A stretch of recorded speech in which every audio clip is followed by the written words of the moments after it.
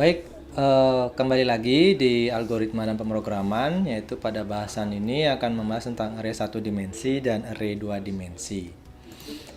Nah, kita lihat dulu yang 1 dimensi. Jadi tujuannya selama pertemuan ini mahasiswa mengetahui tentang array dan jenis array. Nah, mulai dari mengisi array sampai mengakses nilai dalam array ya.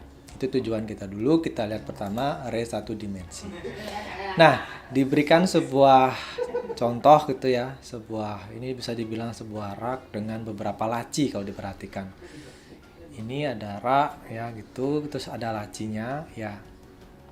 Nah, array itu suatu tipe data terstruktur yang berupa sejumlah data sejenis. Jadi tipe datanya itu sama ya, bertipe data sama. Itu maksudnya array. Nah, jadi kumpulan data yang memiliki tipe data yang sama itu disebut dengan array. Sekali lagi, kumpulan tipe data yang sama disebut array ya, sekumpulan tipe data yang sama. Nah, elemen-elemen array tersusun secara berderet dan dapat diakses secara random di dalam memori ya. Dia tersusun secara berderet dan dapat diakses random dalam memori. Nah, indeks array itu dimulai dari indeks 0 ya. Jadi itu menggunakan tipe data integer ya, indeksnya bertipe data integer dan indeksnya dimulai dari 0. Nah, membuat array ada sintaksnya ya. Jadi pendeklarasian array itu diawali dengan tipe data, terus nama array, terus jumlah elemennya ya. Tipe data, nama array dan jumlah elemennya. Tipe data, nama array-nya nanti apa, terus berapa jumlah elemennya di sini ya. Keterangannya, tipe data ini menyatakan jenis tipe data, elemen, larik. Tipe data bisa integer ya, float, karakter dan yang lainnya. Tipe data primitif ya. Nama array menyatakan nama variabel yang dipakai. Kita dapat mendefinisikannya secara bebas. Nah, jumlahnya juga dapat kita tentukan berapa deret yang mau kita gunakan. Contoh di sini kita mendeklarasikan sebuah array dengan nama nilai ya, bertipe data integer dengan jumlah elemennya adalah 5 ya. Tipe data, nama array dan jumlah elemennya. Nah, ilustrasi array 1 dimensi. Kita tadi mendeklarasikan sebuah array bernama nilai dengan jumlah elemennya 5 bertipe data integer. Nah, seperti ini kita punya 5 kotak ya, 1, 2, 3, 4, 5. Nah, dalam kotak ini kita akan menyimpan sebuah tipe data integer ya. Nama array-nya adalah nilai. Nah, indeksnya dari 0 sampai 4. Nah, 0 sampai 4 karena dimulai dari 5 jadi n-1 ya. Dari 0 sampai 4. Ini indeksnya.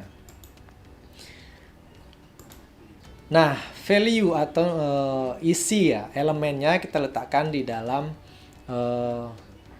kotak tadi ya. Kita kan mesan 5 kotak nih, baru kita simpan value-nya di masing-masing kotak nantinya. Nah, kita punya ilustrasi lagi ya, kita punya tadi 5 kotak. Terus kita isi nilainya. Di sini diberi contoh kotak ini atau kardus ini dengan nama vokal ya, A, I, U, E, O. Jadi masing-masing kotak akan menampung satu karakter. Yang pertama itu menampung karakter A, karakter I, karakter U, karakter E, karakter O. Nah, jadi kumpulan dari karakter ini bernama vokal. Masing-masing isi dalam kardusnya atau elemennya adalah A, I, U, E, O. Seperti apa penulisannya? Ya, nanti bisa dijawab. Nah, selanjutnya ini adalah mengisi array ya. Mengisi array harus sesuai dengan tipe data array-nya. Jadi mengisi nilai dalam array itu harus sesuai dengan tipe data array-nya. Kalau kita mendeklarasikan di sini integer, berarti nilai yang harus kita isi adalah integer ya. Integer nilai 5, elemennya 5. Jadi yang indeks ke-0 dari nilai kita isi 10. Berarti kotak ke-0 itu nilainya 10, kotak kedua nilainya 20, kotak ketiga 35 sampai kotak keempat nilainya 8. Ya. Nah, bisa kita sederhanakan dengan penulisan itu menggunakan tanda kurung buka kurung kurawal. Jangan lupa ditutup ya. Lengkap dengan jumlah elemennya. Kalau kita 5 berarti kita mendefinisikan 5. Ya, 5 elemen. Ini 10, 20, 35 sampai 8. Lengkap 5 elemen.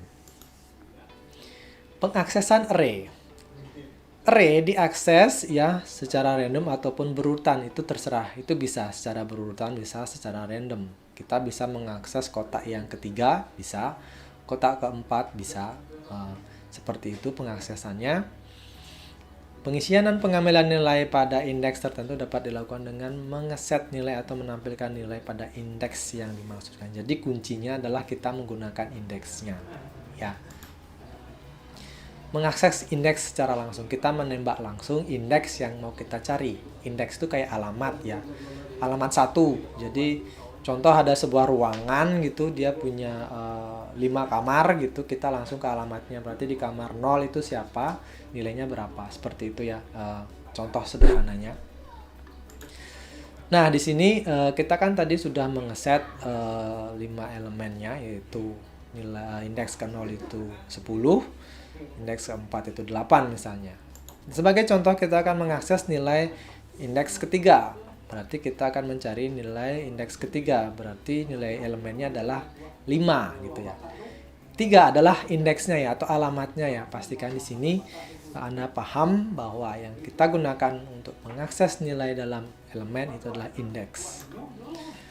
Nama array-nya terus indeks array-nya.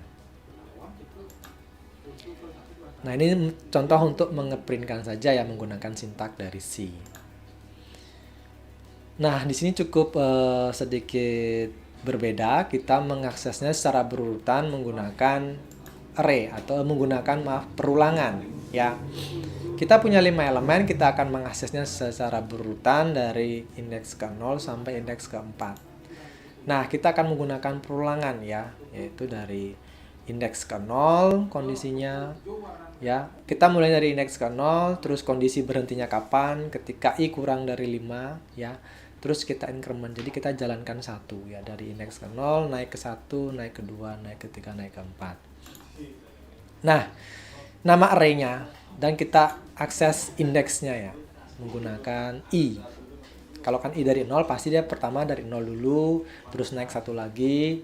Berarti indeks ke-1 naik 1 lagi, indeks kedua sampai dia nanti i-nya kurang dari 5 ya. Berarti 4 dia berakhir di sana. Nah, selanjutnya keunggulan array.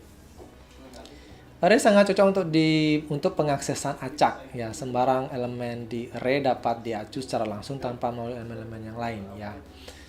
Jika berada di suatu lokasi elemen, maka sangat mudah menelusuri ke elemen-elemen tetangga gitu ya. Jadi kita dapat satu indeksnya, kita dapat menentukan yang di sebelah-sebelahnya ya. Nah, yang perlu diperhatikan adalah array harus bertipe homogen ya, bertipe datanya sama ya. Dan nilai dalam array juga harus sama. Menyiapkan banyak waktu komputasi ya. Jadi mengurangi waktu komputasi. Pada suatu aplikasi representasi statis tidak mungkin. Nah, ini sedikit kekurangan dari array-nya ya. Nah, sekarang kita masuk kepada array 2 dimensi. Nah, tadi yang 1 dimensi, sekarang kita melihat array yang 2 dimensi. Nah, di sini tujuannya adalah Anda tahu bagaimana mendeklarasikan array 2 dimensi, mengisi nilainya dan mengakses nilai elemennya. Nah, kalau kita punya ya sebuah kotak seperti ini, kita analogikan ini array 1 dimensi. Di sini ada 1 kolom 3 baris ya. Nah, ini kita ngelihatnya ini adalah kolom, ini adalah baris ya. Jadi 1 kolom 3 baris. Nah, kalau kita melihat seperti ini berarti ada 1, 2, 3, 4, 5 15 kotak gitu ya. 15 kotak. Jadi kita dapat menyimpan barang tertentu di dalam 15 kotak ini ya. Nah, kita lihat lagi, terus kita terjemahkan lagi ya, kita fokuskan pada kotaknya atau lacinya di sini ya. Nah, kita lihat ada 15 laci, terus kita coba dekatkan dengan definisi array 2 dimensi agar ilustrasinya dapat. Kita coba bagi dulu kotaknya sampai nanti terlihat seperti gambar ini ya. Kita punya jadinya ini adalah kita punya 15 kotak. Nah, kotak yang di sini kita beri nama baris ya, baris 1, baris 2, baris 3 ya. Terus kita punya kolom pertama, kolom kedua, kolom ketiga sampai pada kolom kelima. Ya. Ingat, kita array 2 dimensi berarti kita punya baris dan kolom. Ya. Untuk array 1 dimensi. Nah, kita punya juga seperti tadi, array itu kita akses menggunakan indeksnya atau alamatnya ya. Nah, jadi kalau array 2 dimensi itu jadi titik pertemuan baris dan kolom. Ya, baris dan kolom. Nah, jadi kalau array 1 dimensi hanya terdiri dari sebuah baris dan beberapa kolom ya. Sebuah baris dan beberapa kolom. Maka array 2 dimensi terdiri dari beberapa baris dan beberapa kolom. Itu ya. Oke, kita lihat lagi. Elemen array tersusun secara berderet dan dapat diakses secara random atau berurutan dalam memori ya. Sama kita punya juga dari indeks ke 0 ya. Kita kembali ke sini. Kita punya baris ya, baris 1 sampai baris ketiga. Kolom 1 sampai kolom keempat. Kelima. Kita punya indeksnya juga ya. Ingat, array 2 dimensi itulah perpotongan antara baris dan kolom. Kita lihat lagi ya alamatnya. Jadi berarti ini baris, yang kiri ke kanan, yang atas ke bawah adalah kolom. Ingat, elemen array akan disimpan di dalam pertemuan baris dan kolom. Nah, kita sudah punya alamatnya sekarang. Kita lihat ya. Kita punya 4 baris 3 kolom. Jadi kalau kita akan menyimpan misalnya nilai di alamat 1.4 berarti itu artinya ada di baris 1 kolom keempat ya. Nah, baris dan kolom. Baris 1 kolom keempat seperti itu ya. Jadi kita ingat sekarang alamatnya. Nah, selanjutnya kita sederhanakan lagi ya. Kita punya seperti ini ya. Jadi semacam matriks jadinya ya. Nah, ingat baris dan kolom. Ini alamatnya ya. Kita belum memasukkan nilai. Sampai di tahapan ini kita belum memasukkan nilai, cuman kita dulu menciptakan array ya beserta alamatnya dulu.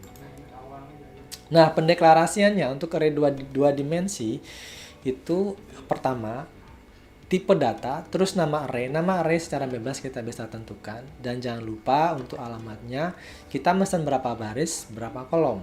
Sesuai dengan kebutuhan kita. Ya, kebutuhan kita di memori. Kita harus mesen dulu nih. Saya mau membuat sebuah array, ya bertipe data ini, saya perlu sekian baris, sekian kolom. Nah, kita pesan dulu. Itu gunanya pendeklarasian. Untuk tipe data, seperti tadi, kita bisa menggunakan integer, float, ya, karakter, ya bisa kita gunakan. Nah, nama array menyatakan nama variabel yang dipakai, ya, indeks, baris, dan kolom. Nah, bagaimana penulisannya? Jadi kita punya tipe datanya integer, kita beri nama array, ya. Berarti kita masukkan ke memori 3 baris dan 5 kolom. 3 baris yang ke kiri dan kanan, kolom dari atas ke bawah, ya. Ini contoh ya, jadi kita punya sebuah tabel data kelulusan ya. Jurusan Teknik Informatika, Manajemen Industri, Teknik Komputer ya. Nah, bagaimana penulisannya ke dalam array? Kita sederhanakan dulu. Ya, kita membuat nama tabelnya data kelulusan, ya integer data kelulusan kita punya, berarti kita lihat di sini pertemuan baris dan kolomnya yaitu ada 3 baris, 3 kolom. Nah, jadi penulisannya seperti ini ya. Jadi mewakili 3 baris mewakili jurusan, 3 baris mewakili kelulusan. Kelulusan itu adalah kolom, untuk yang jurusan itu sebagai baris ya. Baris jurusan kita terjemahkan ke dalam baris, lulusan dari angka tahun kita terjemahkan ke kolom. Jadi ketika kita melihat berapa sih teknik komputer kelulusannya di tahun 1994, kita lihat perpotongannya. Jadi sebanyak 20 itu ya. Oke, selanjutnya kita mappingkan ya ke bahasa pemrograman gitu ya, pendeklarasiannya ya. Ini setelah disederhanakan mendapatkan sebuah gambaran seperti ini. Nah, jadi penulisannya menjadi integer, data lulus, 3 kolom dan 3 baris. Kenapa kita pakai integer? Kita melihat lagi ini semuanya angka ya. Yang mewakili adalah integer untuk tipe datanya. Nah, setelah itu baru kita bisa menuliskan. Kalau kita lihat 110 itu ada di alamat 1.1 ya. Jadi baris 1 kolom 1. Kita lihat di sini. Nah, baris 1 kolom 1 110 nilainya.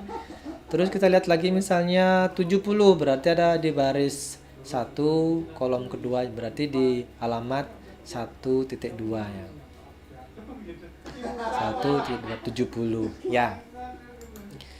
Nah, bisa juga kita sederhanakan penulisan yang dibuat tadi ini ke dalam bentuk yang lebih sederhana menggunakan kurung kurawal ya. Nah, kita buat dulu barisnya sama kolomnya, baris 1 kolom 1, ini baris 2 kolom 2, baris 3 kolom 3 gitu penulisannya. Kalau Anda bingung silahkan pakai yang mana ya. Kalau Anda bisa menguasai yang ini nggak apa-apa. Kalau lebih paham dengan ini nggak apa-apa ya. Semua ini bisa diizinkan. Cuman gaya penulisannya saja. Nah, untuk mengisi menggunakan perulangan pakai for gitu ya. Jadi kalau kita tadi pakai i, kita perlu j sekarang ya. Agar kita jalan dulu ke barisnya baru ke kolomnya gitu ya. Seperti apa penulisannya di sini sudah diperlihatkan gitu ya. Jadi kita semuanya berjalan dari indeks ke 0 ya. Nah, selain mengisi secara langsung melalui indeksnya, kita juga bisa mengisi array menggunakan perulangan ya. Nah, kita di sini menggunakan for. Jadi kalau tadi cuma 1 indeksnya itu kita menggunakan i, sekarang kita perlu j ya. I mewakili baris, j mewakili kolom nanti. Nah, di sini sudah diperlihatkan bagaimana sintak kita untuk mengisikan array ya. Nah, nama array jangan lupa kita ketika mengisi kita perlu tahu ini indeks keberapa, kolom keberapa. Nanti biarkan saja perulangan yang mengaturnya ya. Seperti ini gambaran dasarnya ya. Nah, sama ya, tadi juga pengaksesan elemen array juga secara random bisa, berurutan juga bisa menggunakan perulangan ya. Jadi pengisian dan pengambilan nilai pada indeks tertentu dapat dilakukan dengan mengeset nilai atau menampilkan nilai pada indeks yang dimaksudkan ya. Contoh sekarang mengakses array secara langsung ya, array 2 dimensi secara langsung. Nah, contoh kita akan mencari nilai 80, kita perlu mengakses indeks keberapa ya. Nah, kita lihat tadi kalau dari sini bisa tahu ya, 80 itu ada di alamat baris ke 0 kolom kedua gitu ya. Jadi bisa langsung kita tahu 80 ada di baris ke 0 kolom kedua. Misalnya 70, kita mau mengakses 70, kita dapat lihat langsung, berarti 70 ada di alamat 1.2 ya, baris ke 1 kolom kedua. Nah, penulisannya seperti ini ya, ini sintaknya penulisan saat di C. Terus kita pengen tahu nilai 45, dimana kita mendapatkannya di indeks ke 0, baris ke 0 kolom kedua ya. Alamatnya 0.2. Contoh lagi kita mengambil nilai 15, berarti dapat kita lihat ada di 2.1 ya, seperti itu. ini secara random, memanggilnya dengan menembak langsung alamat indeksnya.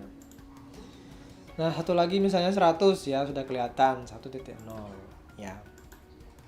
Oh, ada lagi. Oh, nggak ada ya. Di luar cakupan, dalam artian kita nggak bisa lagi di luar itu ya. Udah nggak ada. Nah, kalau tadi secara random kita mengaksesnya, sekarang berurutan juga kita menggunakan perulangan ya mengaksesnya. Sama, untuk mengisi tadi kita perlu dua variabel bantu I dan J. I mewakili baris, J mewakili kolom ya. Kita langsung mengaksesnya melalui I dan J. Biarkan saja nanti perulangan yang mengatur di sini ya. Saat di sini berarti kan baris ke 0, kolom ke 0 ya. Jadi kurang sampai 3 dia akan berulang, terus dia akan menyelesaikan di sini dulu di bagian J. Ketika sudah kurang dari 3 dia naik ke 1 ke sini. Ya. Seperti itu teorinya. Nah, ini nama array-nya seperti biasa kita mengaksesnya. Harus tahu dulu nama array-nya, terus tahu baris berapa, kolom ke berapa nanti. Itu di set dari I dan J-nya.